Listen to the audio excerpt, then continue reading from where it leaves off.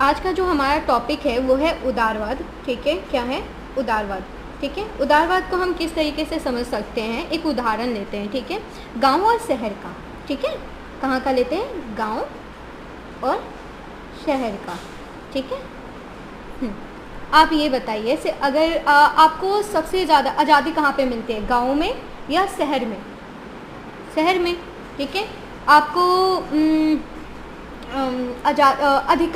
अधिकार की बात आप कहाँ पे कर सकते हो ज़्यादा से? मुझे मतलब यहाँ घूमने का राइट्स होना चाहिए, मुझे बोलने का राइट्स होना चाहिए, ये सब कहाँ पे आप ज़्यादा डिमांड कर सकते हो? शहर में। जो मर्जी कपड़े पहनना है कहाँ पे डिमांड कर सकते हो? शहर में। ठीक है, फिर उसके बाद क्या है से आप अपने GF के साथ कहाँ मतलब घूमने में मतलब कहाँ कंफर्टेबल हो सकते हो? शहर में। तो ये सारी चीज़ें, ठीक है, कौन दे रहा है? उदारवाद दे रहा है। ठीक है, यानी कि आपको ये जो समानता, अधिकार या फिर न्याय, ये सारी जो चीज़ की जो डिमांड कर रहे हो वो सब आई कहाँ से? ये उदारवादी सोच है। ठीक है, ये उदारवादी सोच है जो कि हमें गांव में कम देखने को मिलती है, या फिर हम कह सकते हैं शहर का भी एग्जांपल ले सकते हैं। क्या कहते हैं, या फिर क्या कहते हैं, कंट्री का भी एग्जांपल ले सकते हैं। जैसे भारत में ज़्यादा मिलेगा या अमेरिका में ज़्यादा मिलेगा। ठीक है, उदारवादी सोच।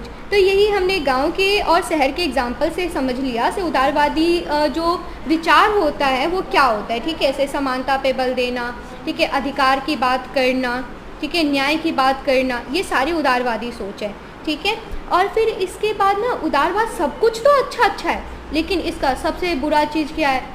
इसकी सबसे बुरी चीज़ है इसकी अर्थव्यवस्था की जो बात है। अर्थव्यवस्था की बात क्या है? ये पूंजीवादी अर्थव्यवस्था की बात करता है। किसकी? पूंजीवादी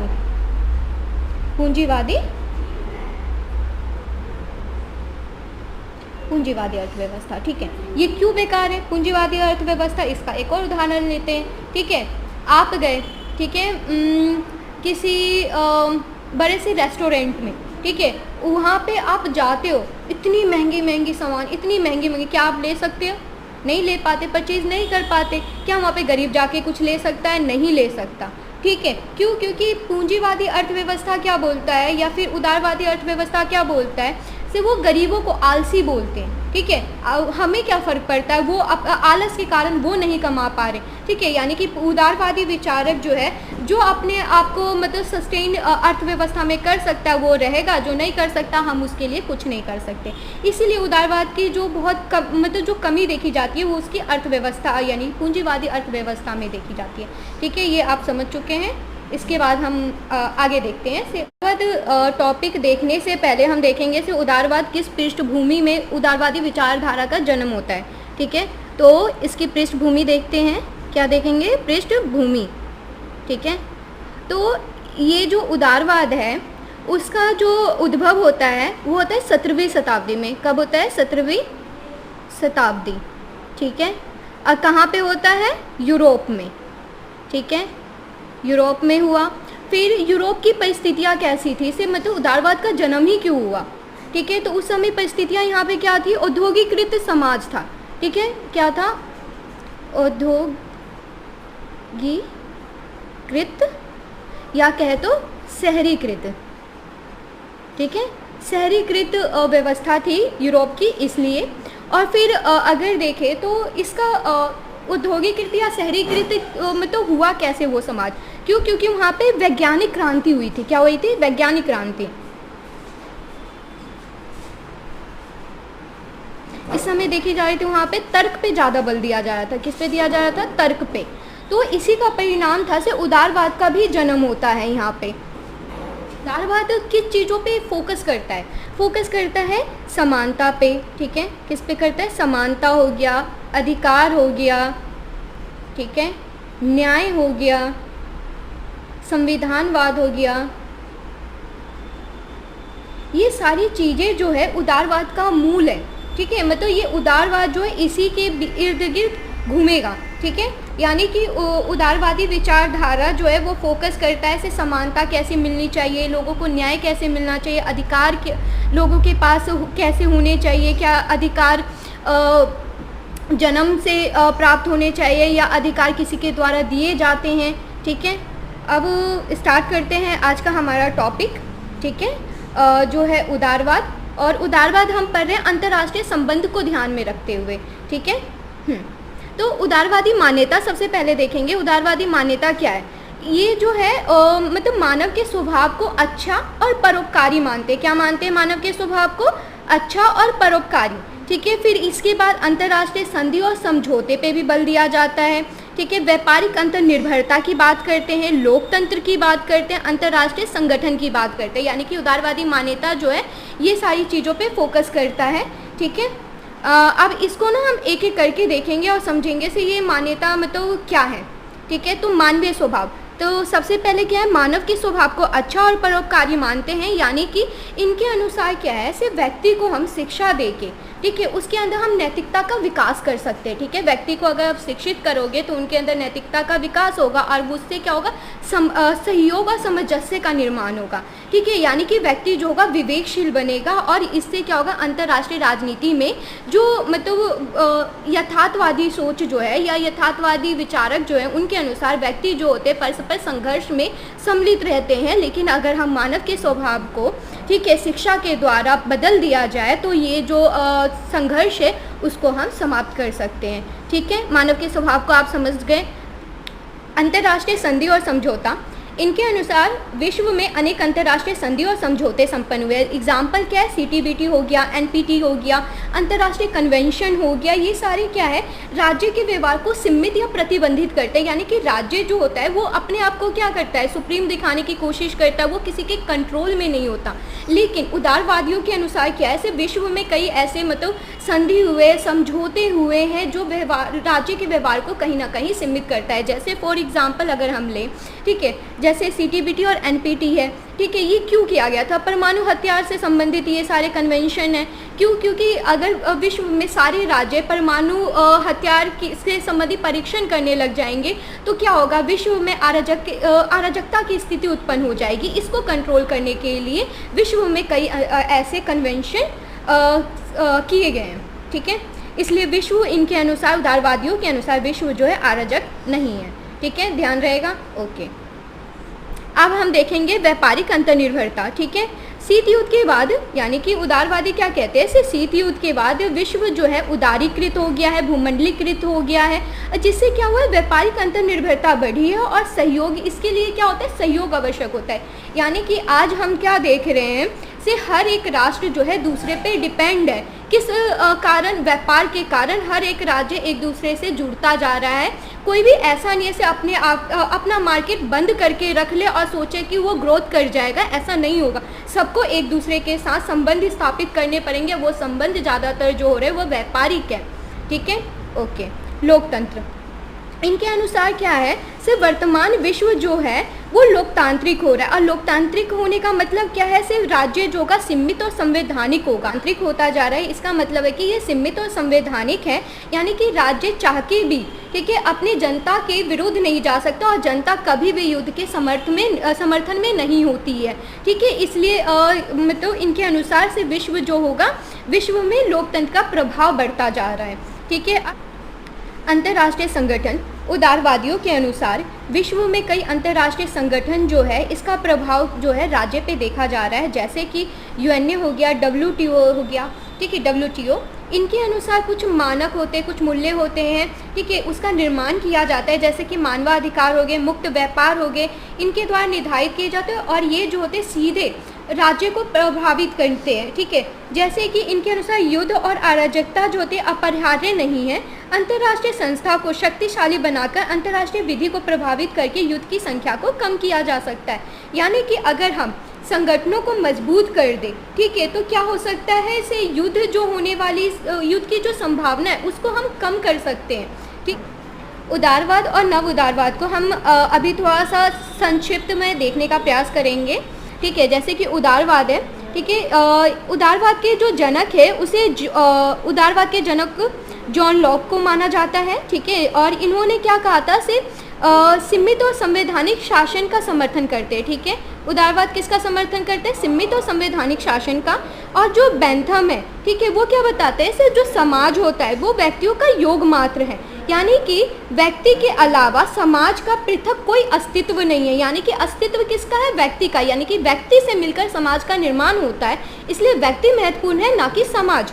ठीक है। उदारवादी जो है वो चयन की स्वतंत्रता पे बल देते हैं, व्यक्ति की स्वतंत्रता को अत्यधिक महत्वपूर्ण मानते हैं और सीमित और संवैधानिक सरकार को स्वीकारते हैं। ठीक है। ये उदारवादी हो गए। विचारक जो है वो है हायक। इन्होंने पुलिस राज्य के विचार को स्थापित किया और कहा कि राज्य जो होगा वो न्यूनतम होगा, यानी कि नियंत्रणकारी संस्था के रूप में राज्य को चित्रित करते हैं और कहते हैं कि राज्य जो है तटस्थ होगा, यानी कि राज्य का कार्य जो होगा बहुत ज़्यादा सीमित कर दिया गया। यानी कि जैसे कि एग्जाम्पल जो कल्याणकारी राज्य जो होता है उसको बहुत सारे कार्य सौंप दिए जाते हैं, लेकिन जो नव उदारवादी होते हैं वो कहते हैं से सारे कार्य राज्य को नहीं करने चाहिए, नहीं तो वो सर्वाधिकारवादी हो जाएगा। ठीक है। यानी कि प्रत्येक व्यक्ति को, इनके अनुसार प्रत्येक व्यक्ति को चयन की स्वतंत्रता होती है और राज्य को ये कभी नहीं बताना चाहिए कि व्यक्ति के लिए क्या अच्छा है, क्योंकि कल्याणकारी राज्य जो होता है व्यक्ति की स्वतंत्रता के लिए खतरा होता है, क्योंकि कल्याणकारी राज्य का अंतिम परिणाम सर्वाधिकारवादी होता है, क्योंकि सारे कह सकते हैं ऐसे कल्याणकारी राज्य जो है वो छोटी से लेकर बड़ी सारी चीज़ों का निर्धारण स्वयं करने लग जाती है, जिस कारण इसका परिणाम सर्वाधिकारवादी होता है। इसीलिए इसका खंडन करते हैं नव उदारवादी। Okay, done. अब हम देखेंगे नव उदारवादी के संस्थात्मकता के प्रकार। ठीक है। क्या देखेंगे? संस्थात्मकता के प्रकार, जिसमें क्या है? समाजशास्त्रीय उदारवाद, गणतांत्रिक उदारवाद, अंतर्निर्भर उदारवाद और संस्थात्मक उदारवाद। ठीक है। हाँ, अब समाजशास्त्रीय उदारवाद क्या है? ठीक है। ये समाजशास्त्रीय उदारवाद जो है वो पारराष्ट्रीय संबंध और गैर राष्ट्रीय कर्ता पे बल देते हैं। ठीक है। यानी कि इनके अनुसार राज्य के मध्य संबंध केवल राज्यों का नहीं होता, बल्कि इनकी भूमिका बल्कि अन्य की भी जो भूमिका होती है वो महत्वपूर्ण होती है, जैसे कि धार्मिक समूह हो गया, NGO हो गया, MNCs हो गया। ठीक है। यानी कि एग्जाम्पल लेते हैं, जैसे वर्तमान में क्या देखा जाए, शिक्षा केवल राज्य के द्वारा नहीं दिया जा रहा है, बल्कि जो बहुत सारी NGOs होती है वो भी शिक्षा देने में अपनी बहुत ही ज़्यादा महत्वपूर्ण भूमिका को निभा रही है। इसलिए कहा जाता है समाजशास्त्रीय उदारवादियों के द्वारा से वर्तमान युग में पारराष्ट्रीय कर्ता या गैर राष्ट्रीय कर्ता का भी कर्ता जो होते उसकी भी बहुत ज़्यादा ही महत्वपूर्ण भूमिका होती है। ठीक है। अब देखो सुरक्षा समुदाय। ठीक है। सुरक्षा समुदाय के बारे में कार्ल ड्यूस जो है वो कहते हैं से लोगों के बीच संबंधों के कारण प्रतिक्षण में परिवर्तन होता है और आपसी संबंध से संचार बढ़ता है, और संचार के कारण क्या होता है? अविश्वास अपने आप समाप्त हो जाता है। यानी कि एक उदाहरण हम लेते हैं से भारत और पाकिस्तान का। ठीक है। एक पाकिस्तान की नागरिक है, एक भारत की नागरिक है। आप दोनों जो है आपस में संचार के माध्यम से जुड़े हुए हैं, दोनों एक दूसरे से बात करते हैं। तो बात करने के कारण क्या होगा? इन दोनों के जो आपसी मतभेद है वो धीरे धीरे कहीं ना कहीं जाके समाप्त हो जाएंगे। यही कार्ल ड्यूस का कहना था। ठीक है। क्या होता है? संचार से क्या होता है? विश्वास बढ़ता है। ठीक है। और फिर इनके अनुसार सुरक्षा समुदाय जो होते हैं दो प्रकार के होते हैं। क्या होते हैं? सुरक्षा समुदाय दो प्रकार के, एक होता है समुच्चयी सुरक्षा समुदाय और एक होता है बहुलवादी सुरक्षा समुदाय। जो समुच्चय यानी कि पूरे विश्व को एक के द्वारा लीड किया जाए, जैसे कि अमेरिका। अब बहुलवादी मतलब बहुत सारे गुट मिलाकर एक बन जाए, जैसे कि यूरोपियन यूनियन। ठीक है। अब हम देखेंगे गणतांत्रिक उदारवाद। ठीक है। गणतांत्रिक उदारवाद क्या है? इनका फोकस जो है लोकतंत्र पे, शांतिवादी संघ और संघर्षों का शांतिपूर्ण समाधान। ठीक है। लोकतंत्र के बारे में क्या कहते हैं? लोकतंत्र के बारे में कहते हैं कांट के अनुसार लोकतांत्रिक राज्यों के बीच युद्ध नहीं होते। युद्ध का कारण क्या होता है? गैर लोकतांत्रिक राज्य होते हैं। ठीक है। यानी कि लोकतांत्रिक राज्यों के निर्णय में आम जनता की भागीदारी होती है। कांट क्या कह रहे हैं? कांट ये कह रहे हैं लोकतांत्रिक राज्य कभी भी युद्ध का समर्थन नहीं करता। समर्थन कौन करता है? जो लोकतांत्रिक राज्य नहीं होते हैं। ठीक है। हाँ। शांतिवादी संघ, लोकतंत्र की जो मान्यता होती है वो समाज में शांति स्थापित करने की होती है। यानी कि लोकतंत्र में क्या क्या शामिल होते हैं? लोकतंत्र में होता है से वो किस पे बल देता है?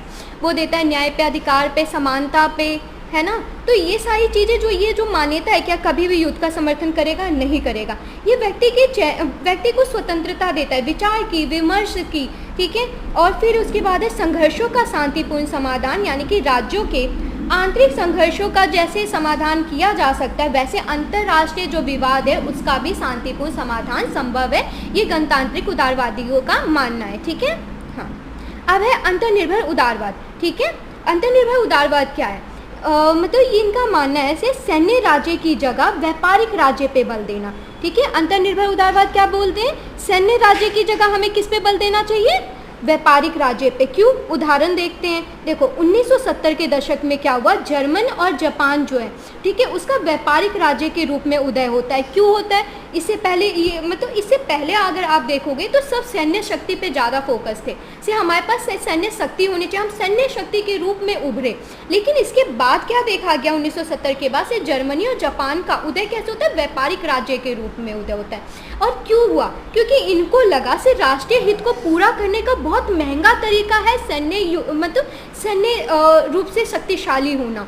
ठीक है, फिर इसके बाद है हाई पॉलिटिक्स की जगह लो पॉलिटिक्स पे बल देते हैं। किस पे बल देते हैं? हाई पॉलिटिक्स की जगह लो पॉलिटिक्स पे। ठीक है, क्योंकि हाई पॉलिटिक्स क्या होता है? हाई पॉलिटिक्स होता है सुरक्षा पे मतलब बल दे। ठीक है, फिर अपने राज्य के अस्तित्व को बनाए रखने पे बल देना, यानी कि सैन्य जो शक्तियाँ होती है वो मतलब युद्ध, ये सारी जो चीज़ें होती है वो हाई पॉलिटिक्स में शामिल होती है। जो लो पॉलिटिक्स होती है वो किस पे बल देता है? विकास पे देता है, निवेश पे देता है, आर्थिक व्यापार पे देता है। हार्ड पावर की जगह सॉफ्ट पावर। ठीक है, जैसे कि हार्ड पावर का एक एग्जांपल लेते हैं, जैसे कि भारत के द्वारा सर्जिकल स्ट्राइक किया गया, ये हार्ड पावर के उदाहरण है। वहीं पे सॉफ्ट पावर का क्या उदाहरण है? सॉफ्ट पावर जो होता है वो लोकतंत्र पे, मीडिया पे, साहित्य पे, विश्वविद्यालय पे, खेलकूद पे, मनोरंजन पे, ये सब जो है ये सॉफ्ट पावर के उदाहरण है। यानी कि जैसे कि एग्जाम्पल सॉफ्ट पावर का जो कि बहुत फेमस एग्जाम्पल भी है, ऐसे बुक सब में मिल जाता है नॉर्मली, जैसे कि अमेरिका की क्या नीली जीन्स, ये क्या है? उसकी सॉफ्ट पावर है। ठीक है, यानी कि हर कोई उसको जानता है, उसको पहचानता है, हर कोई उसको एक्सेप्ट कर रहा है, ये सॉफ्ट पावर है। ठीक है, अब सरल अंतर्निर्भरता की जगह जटिल अंतर्निर्भरता।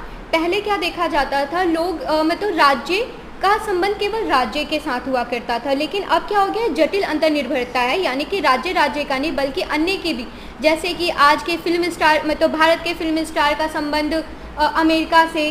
ठीक है, यानी कि ऐसा नहीं कि अमेरिका से भारत को जानते हैं, अमेरिका किसको? अमिताभ बच्चन को जानता है, शाहरुख खान को जानता है। ये क्या? ये जटिल अंतर्निर्भरता है। ठीक है, यानी कि राज्यों के मध्य संबंध केवल राजनेताओं का नहीं होता या केवल सरकारों का नहीं होता, बल्कि अन्य शाखाओं और कर्ताओं का भी होता है। ठीक है, ओके, डन।